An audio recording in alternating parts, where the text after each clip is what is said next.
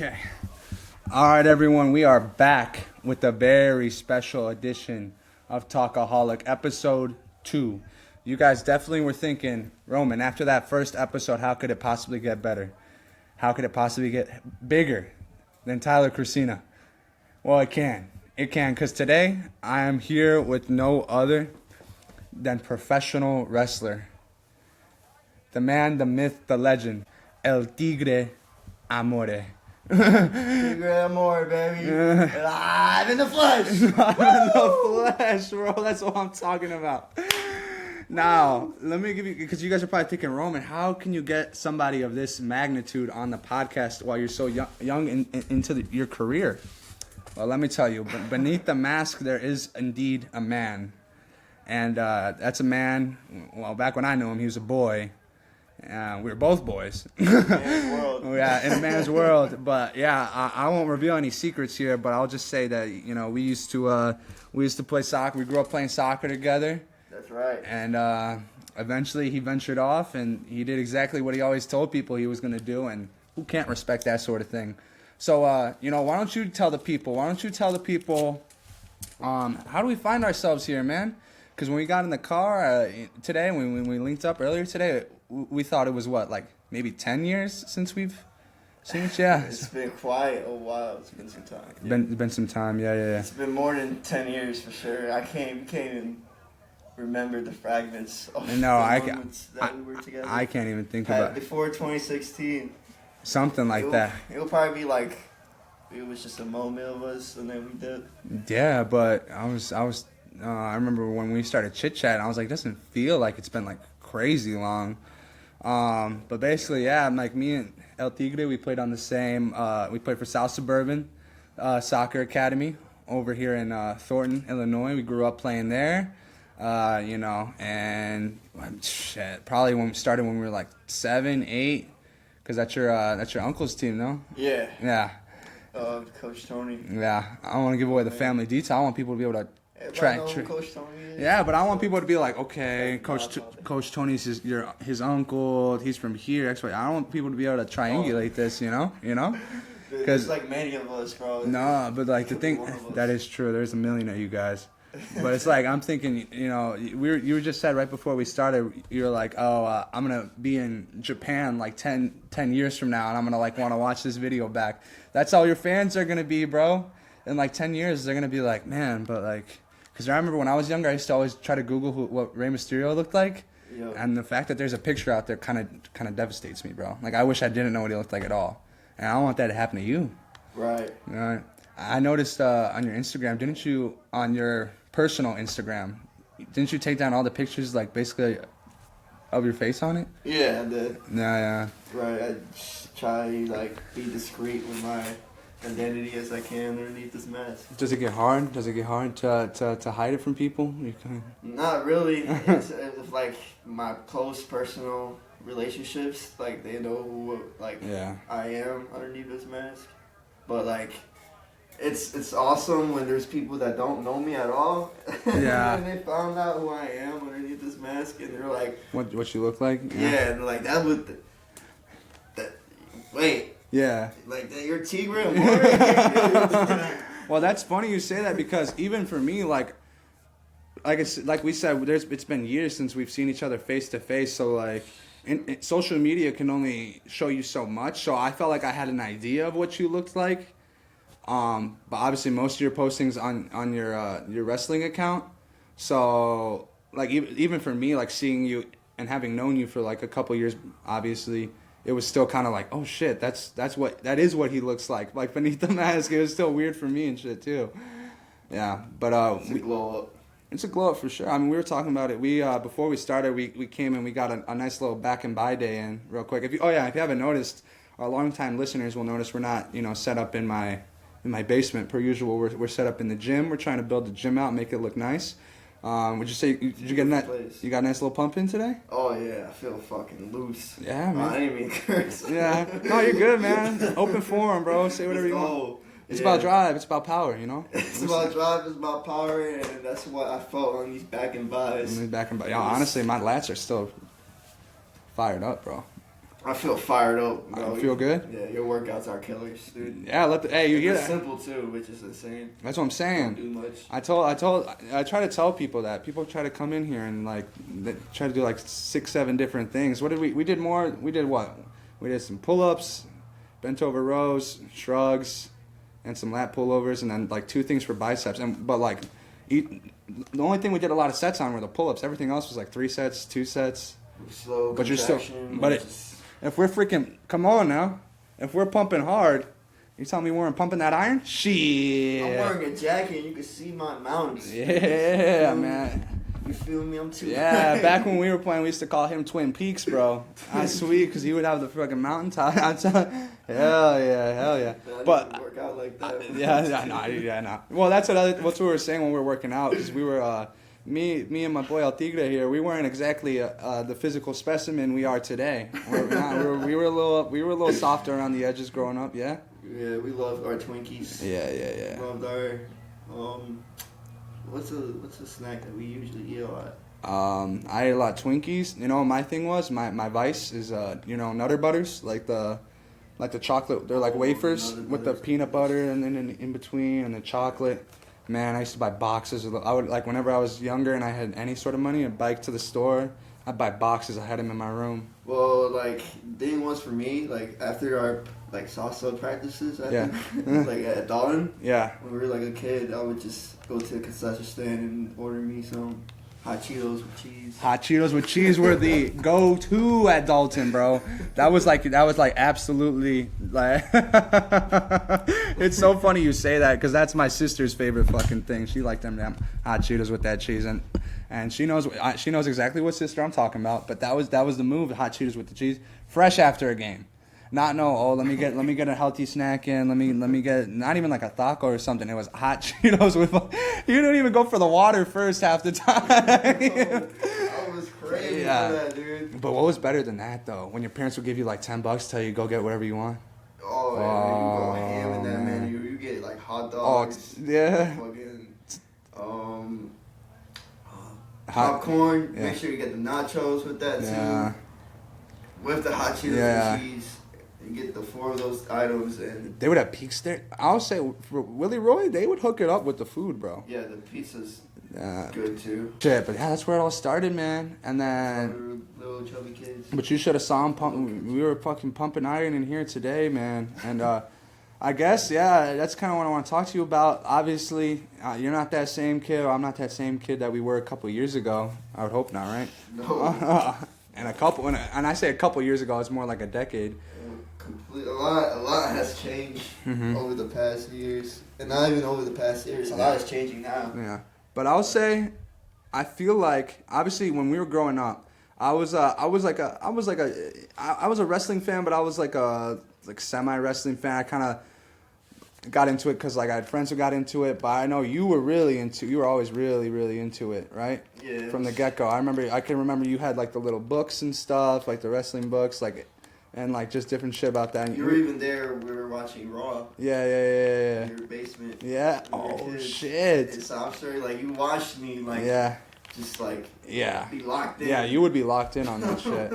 Yeah, but like, I guess what I always noticed is, and whatever I'm sure everybody who saw you play noticed, was you always kind of carried like a certain charisma with you on the field. Like, you always had the celebrations ready to go. You always had, like, just some sort of... You were, like, emoting. You would always emote while you would do some shit. And you were... I'll say if there was one thing you did not lack, it was confidence, bro. You would try some of the craziest shit. You would try some of the shit. But, like, saying that, do you think, like... One, would you agree that your confidence was kind of, like, your best skill when you played soccer? And then 2, do you feel like that's kind of carried over into your wrestling career? Oh my goodness, dude. I really couldn't even, like, see it in that perspective, because, like, it was something that I just loved doing. You were just being you out there. Yeah. It was just something that I completely, like, enjoyed to just, like... Yeah, express yourself. Turn off the lights, turn off the world's, like, opinions, and just have fun as a kid.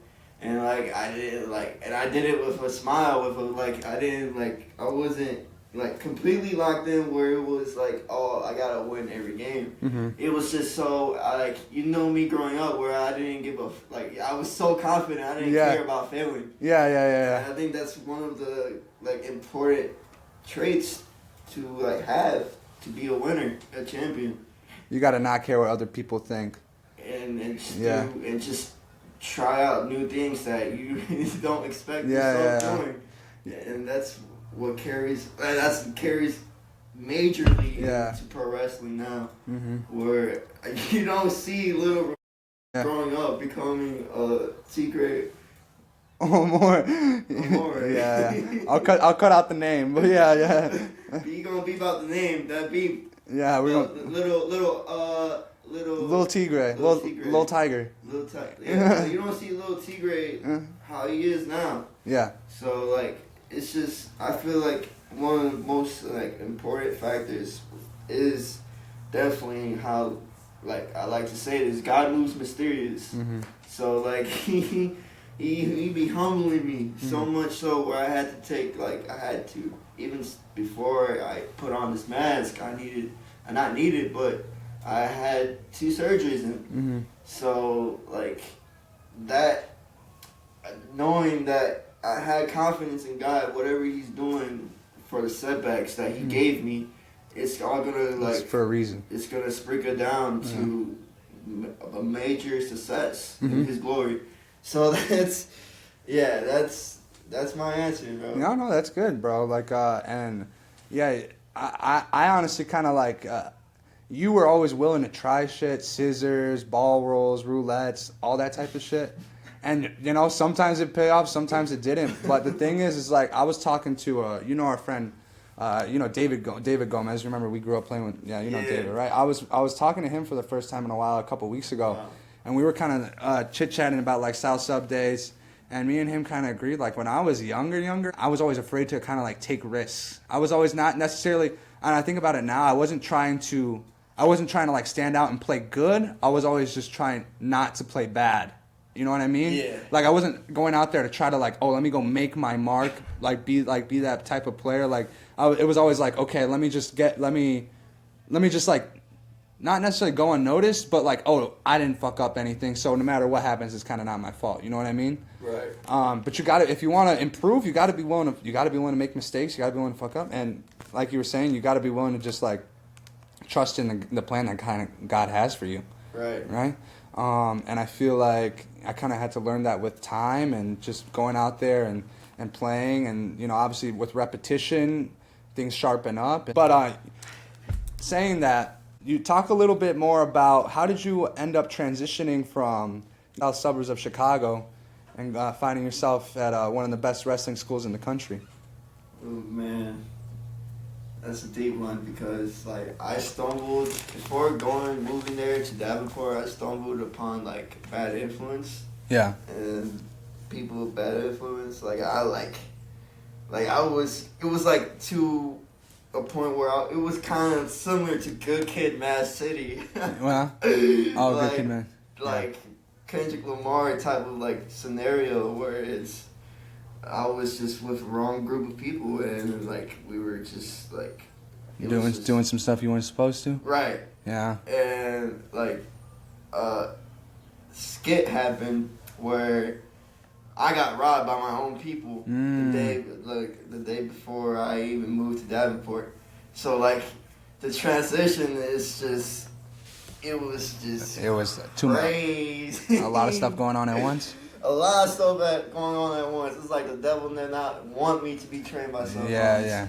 Man, when that happened, it happened the same day I was supposed to, drive over there and move in. Yeah. And when that happened, I just went to Planet Fitness, took the steam off, dust off all the tragedy that happened, the betrayal, and then... so you got robbed by your friends? Yeah.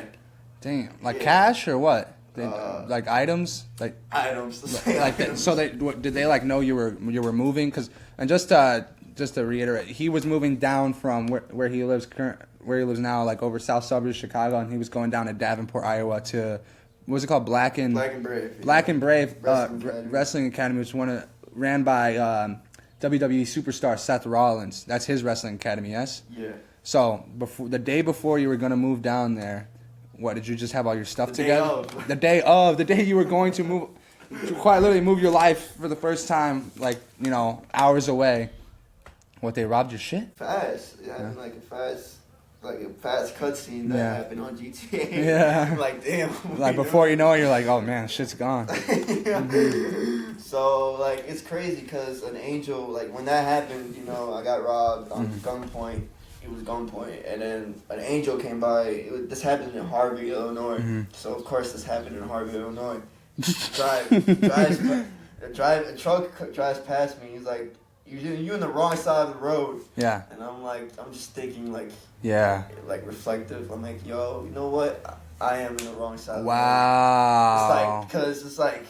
Wait, the guy told you you're on the wrong side? Yeah, old man. Yeah. Like, you're in the wrong side of the road. Like. He told you that? He told me like 3 times. Yeah. I'm like, this is like, as soon as I got back inside getting robbed and shit, I'm like, alright, I'm just going to Platinum Fitness and just take care of my business and go to Davenport the day of. So you quite literally were on the wrong side of the road. Yeah, I was literally. But you took it like metaphorically. You were like, I'm on the wrong. I'm doing on the wrong side of the road. Like, damn. I'm like, why am I dealing with like it's not even men, bro. Yeah. It's just boys just like trying to be part of a. Yeah, exactly. A group of coalition of people that can't even like make good choices for themselves. So it sounds basic. Bad influence in general. And then, damn, that is like because at first I was like, did he just say he came across an angel? I was like, angel. I'm like that, like guy named Angel. But I was like, and I heard you out, and I'm like, oh shit, no, like that is kind of like that's crazy. Some guy literally came and was like, you're on the wrong side of the road, and that like flipped a switch in your mind, kind of. Yeah, it switched like a whole view of perspective on like. Hell yeah. On the way of living in this road I'm in. Mm-hmm. So I can't be hustling with people that is just who are, I think you're close friends, but then like they're bad influence. They just they're not like helping you. They're not helping you to reach to their like to reach your potential. Absolutely, yeah. And that's the thing, and I think everyone kind of struggles that, and you kind of have to figure that out at some point. Maybe not to that extent where, you know, your own friends end up, you know, kind of screwing you over. Sometimes it's not even about somebody taking stuff away from you or like actually like harming you, whether it be intentionally or unintentionally. Sometimes it's like your friends not being there to support you. You know what I mean? To tell you that, like, yeah, keep going, keep pushing, blah, blah, blah. Like, do you feel like now you kind of have people in your life who motivate you to do that? Yeah, absolutely. I could definitely discern between the people now. When that happened, knowledge came to me where I know who the snakes are and who the real people are. Mm-hmm. So, like, thank God. Like, finally, after all that happened, and like I finally have a good set of my circle is like, the foundation is established. Mm-hmm. Like if you are putting me in a loop where it's just keeping me in depression, anxiety, then I'm not getting anywhere in life where it's helping anyone in the world out, because I feel like when you have a big calling like this, like this, if you have a big calling, big when you have what's it called, the greatest line, great responsibility, great power comes great responsibility, and like you just have to have that mindset of I'm all in. Yeah. Yeah. You're either all in or you're just gonna be. You can't be a part-time. You can't part-time this. I can't be. Yeah. I can't show up to a regular Monday Night Raw in a Bird's View. Yeah. Bleed's View and just be like this. Yeah. Like, no. You got to be all in. So like, if there's people out there that inspired me to not just choose, but to bounce back from comebacks. Yeah. Like. then absolutely, I'll be that symbol of hope, that beacon of light to just be like, hey, if Tigre can be, He did what he set out to do. yeah, right. Then anything is possible. Yeah, no, definitely. That's kind of how I feel a lot of time. Or that's something I feel like at a certain point, if you never hit that switch where you kind of just like, like fuck, kind of being like going with, not necessarily going with the flow, but just like, and I don't want to say like a regular lifestyle is kind of bad or anything like that, but just like kind of just taking life for what it is. You know what I mean? Just being like, okay, well, whatever happens, happens, blah, blah, blah. And I know that's a common thing for guys to deal with. And I do it myself, like sometimes when like a problem arises, you kind of have to have like that go with the flow, like it is what it is mentality. And that's good for getting over stuff. But that's also at the same time, it's not going to help you get anywhere either.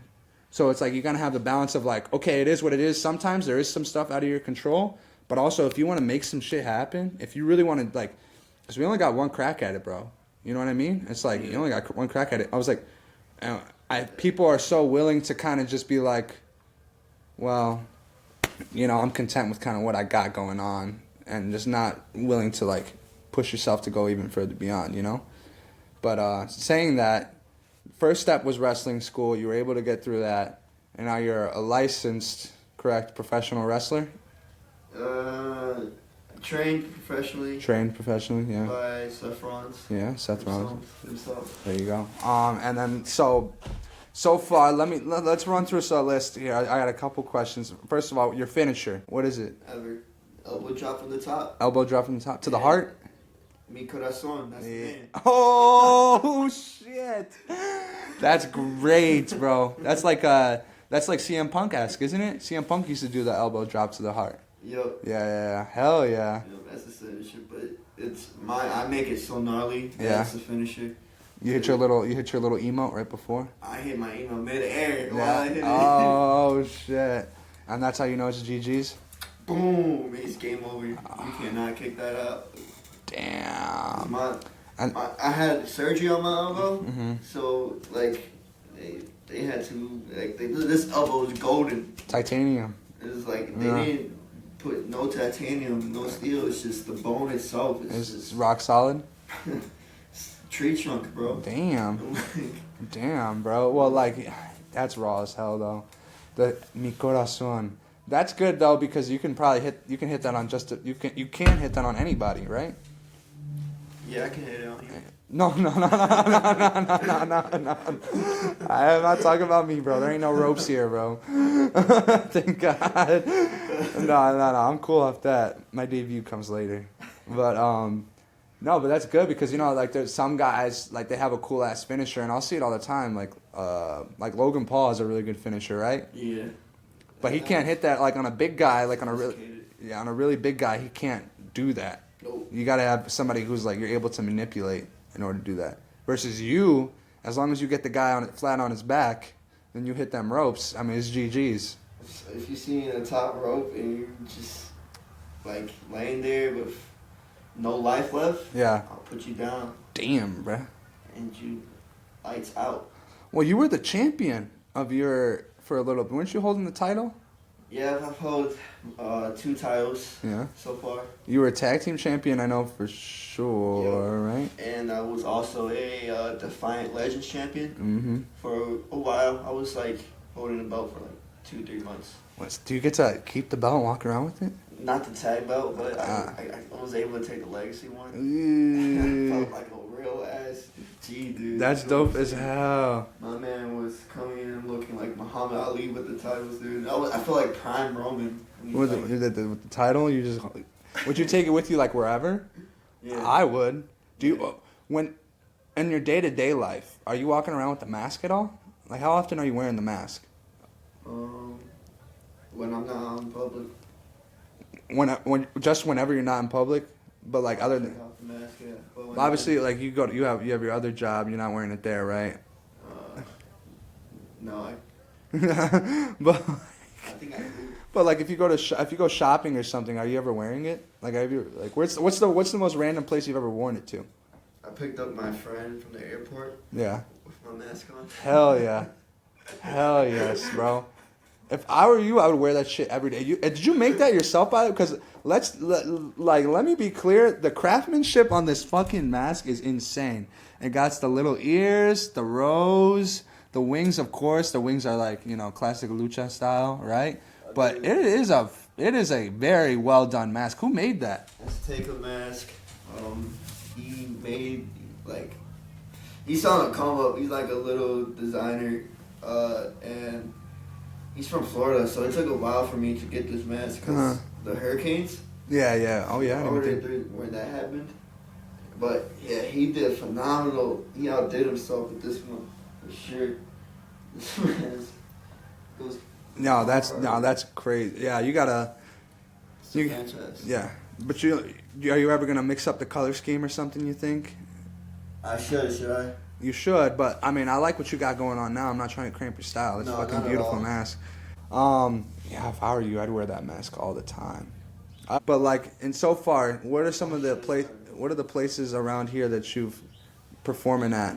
That you're are you going like a circuit? Are you just with one company? Do you go from company? You like a freelancer? I don't know, how does it work? How does it's book? pretty much like a freelancer. Yeah. I should start working in shows in Chicago more often now since I moved back. I think what I'm doing right now is staying with Lucha Libre Total for the reps. That's at Berwyn, Illinois. And then, but what I should start is pulling up to like freelance shows. There's a company called Freelance Underground. Pull up to them, and then I need to start networking. Yeah. Find some underground circuits. Promoters and different stuff that can get you connected. That's cool. See Tigre. But how often are you doing matches? Twice every month. Twice a month? I should, if you want to be locked in with this, I gotta do it every weekend. I was gonna say, right? And that's my dream, is to wrestle every weekend. How many matches have you done at this point? I'd say more than 50. 150? Yeah. And is there one that stands out? What match stands out? Not yet. No. I mean, I got so much. There's so much tag matches I can point out. Yeah. My tag match with Nico and Germ, with me and Casey Jax. Yeah. When we won the tag belts, that one was just the canvas that we brush is absolutely Picasso with that shit. Let's see, tag me and Casey versus Risky Business. The ladder match cooked. The ladder match? Yeah, we had a ladder match. Did you have to fucking fall off a ladder or fall onto a ladder or anything? Yeah, I did. Aw, man, what was that like? So fun. Fun? Prime Jeff Hardy. Yeah, you're fucking crazy. Yeah, you're fucking crazy. You would always. That's the thing is when we were kids, you would always try to do that shit, and I'd be like, nah, bro. I was like, I'll take the walls of Jericho once, but you're not fucking hitting me with the attitude adjustment or anything like that, bro.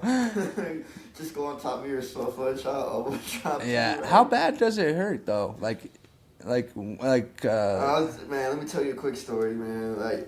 I remember my first matches. My first time getting my feet wet. Yeah.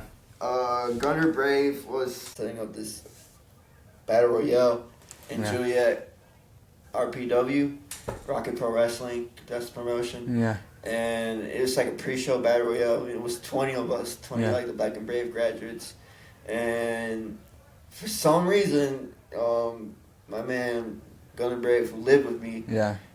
He's just being good old classic Gunner Brave, Gunther Bravo, and put a vendetta on me. Yeah. And told the whole roster, 19 of them, to hit their finishers. On you? First thing the bell rings. So I took 19 bumps. In a row? In a row. Damn. And I tossed my ass out. That was my first time being in the ring. Yeah. That's my second time being in the ring. And the day after, you could just see me at the Black and Brave couch just... Because we were just landing on your back, basically? Over and over and over and over and over and over and over? Yeah. Damn. Just slamming my ass in the back. So that was kind of an initiation or anything, but yeah, I mean, they kind of had to that was damn near like an initiation. Yeah, they had to like break you in, see, like make sure that you could handle it, sort of thing. Took it, yeah. Yeah, man. I'm still taking it low key. Yeah, I mean, you're pause, pause, bro. I'm cool off that. Thank you. No, but but that's pretty common. Like for people, like when they're fresh into the business, you're pretty much just like not a jobber, but you know. I don't want to say a jobber, but like you just gotta like show them that you can just make. Because it's usually the other guy not you calling the matches, right? Obviously, right? It's usually like someone with some more veteran experience. Yeah, the vet usually calls the match. Yeah. I don't want to expose the business too much, but yeah. You just gotta make sure when you open the doors for pro wrestling, you just gotta learn how to make turn shit into chicken salad shit. It's funny you say that. I was just listening to Triple H on a podcast the other day, and he was talking about one time where he fucked up real bad, and that he went to like the boss Vince McMahon, and he told him basically like the same thing. He was like, "We're gonna serve you shit on a plate, and you're gonna have to learn how to love it," or something like that. Right, turn into chicken salad. But he said that he understood that, and as long as he was willing to put up with it for a while, that there was like light at the end of the tunnel, right? Yeah. But two, he said that he would like even within all that stuff, like him like having to put guys over, and they give him this that he has to do, and it's maybe probably not most heroic, or it's kind of like embarrassing things, little spots that he has to do, that he would try to find moments in it to still shine. Do you still try to like make sure you get your little moments in every single match, basically? I think that's the best way to describe who Tigre Amore is each time he gets in that ring, that's a moment. Cause like, I do my best to amplify like my time in there, cause you just don't know when it will be your last. Yeah. So like, when I get in there, I try to make the moment matter for the people who paid their hard-earned money to watch, to be entertained, and if I can, and that's my that's your mindset going in there. my perspective. Yeah, my perception on pro wrestling has grown ever since I started. Trained behind Seth Rollins, because it's like I try to pick up his mind, his psychology, and it's just like a whole different level. And there's a reason why he has a multi-million-dollar Well, he's one of the top stars. He's headlining night one of WrestleMania, bro. I mean, you can't learn from anybody better than that. Right? Absolutely. To see his perspective on pro wrestling, it's like, boom. It's like I'm like the Kanye to his Jay-Z. Yeah. Like it's like, whoa. Like you could think of pro wrestling like that. Yeah. Like that's money. That separates from not even the greats, but from legends to the greats. Damn. Yeah, because there's levels upon levels upon levels. Now, something that I was thinking while you were explaining all that is what we're seeing now is we see a lot of athletes like college wrestlers, gymnasts, stuff like that, who they didn't grow up wrestling fans, but it's a way to make money, and so they pivot to that, and they try to kind of like, they're athletes first and trying to become superstars.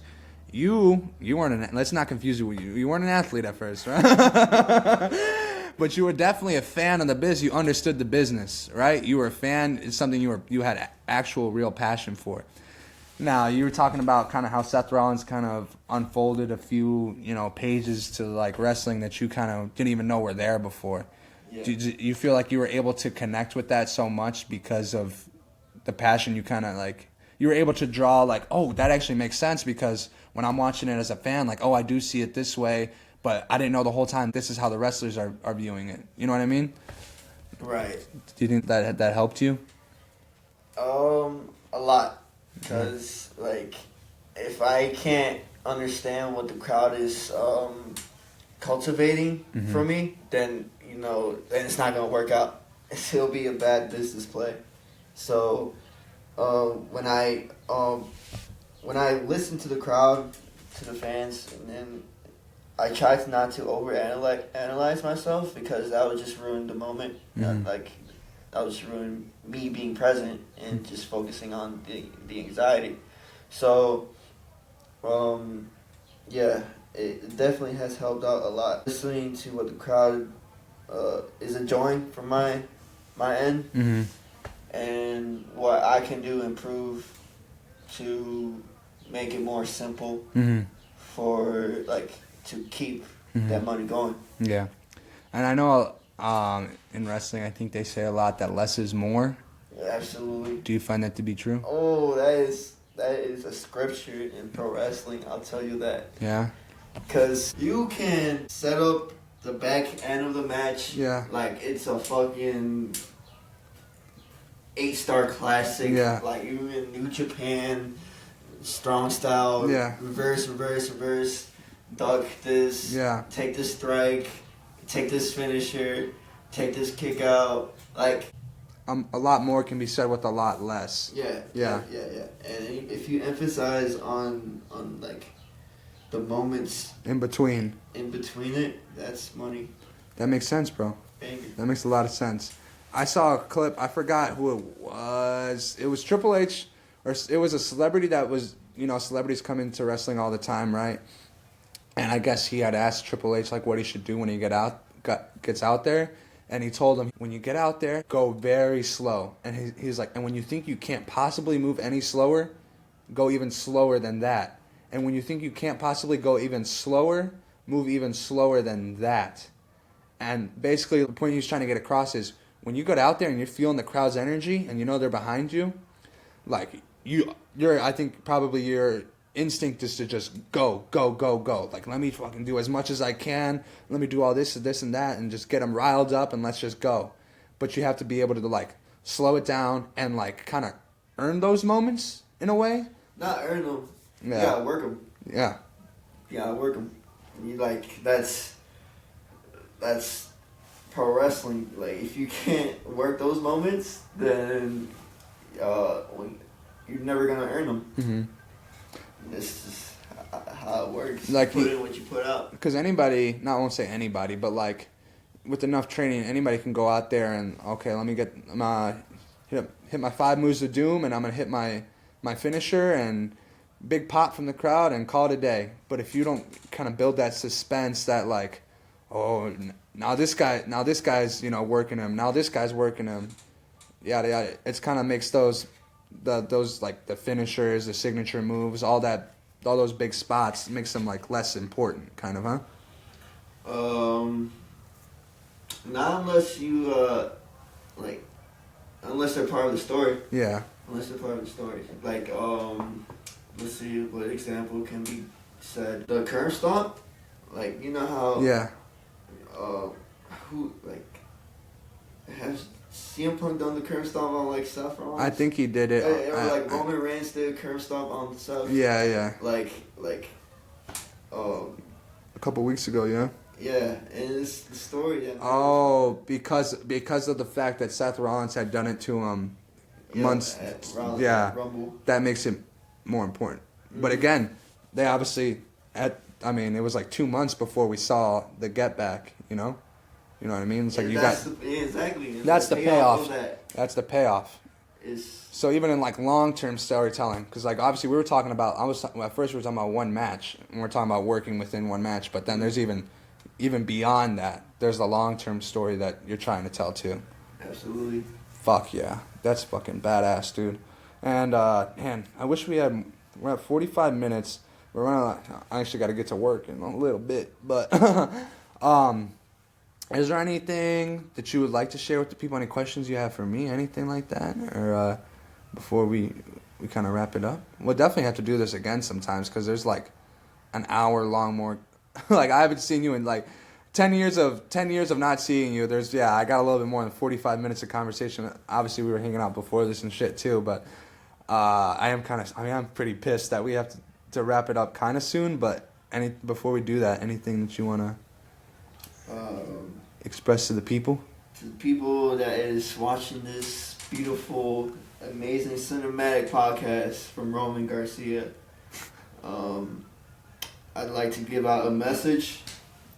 If you have any dreams, any goals and aspirations, chase after them. Don't be on your bullshit. Don't be on your goon sessions.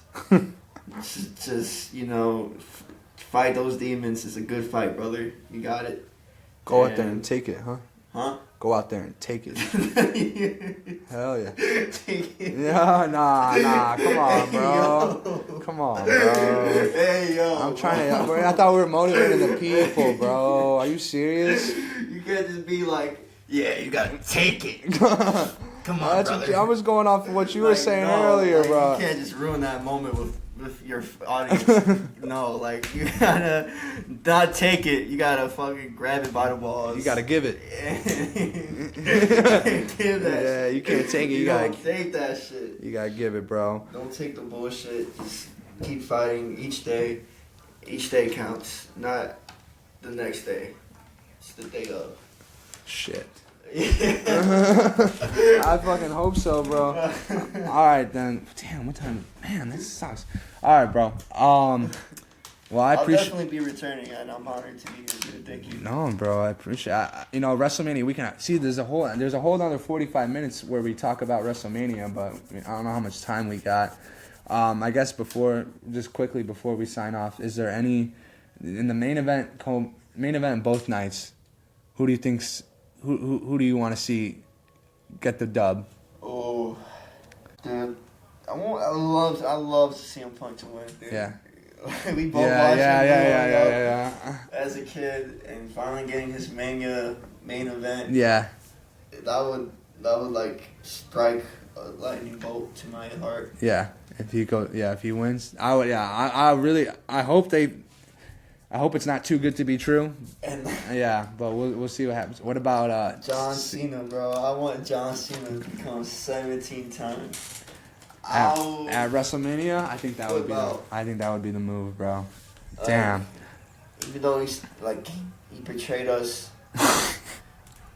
as a client member of the Team Sin Nation, I must say that John, we still forgive you. We look past that, yeah. We know this is just a phase, and win that 17, brother. 17 for Cena, bro. You heard it here first. We're going CM Punk Cena at WrestleMania this weekend, but we got the boy El Tigre Amore. Don't you fucking forget the name, because we'll be doing it. We'll do this. We'll have to do a follow up in Japan or something whenever we find ourselves over there. Right?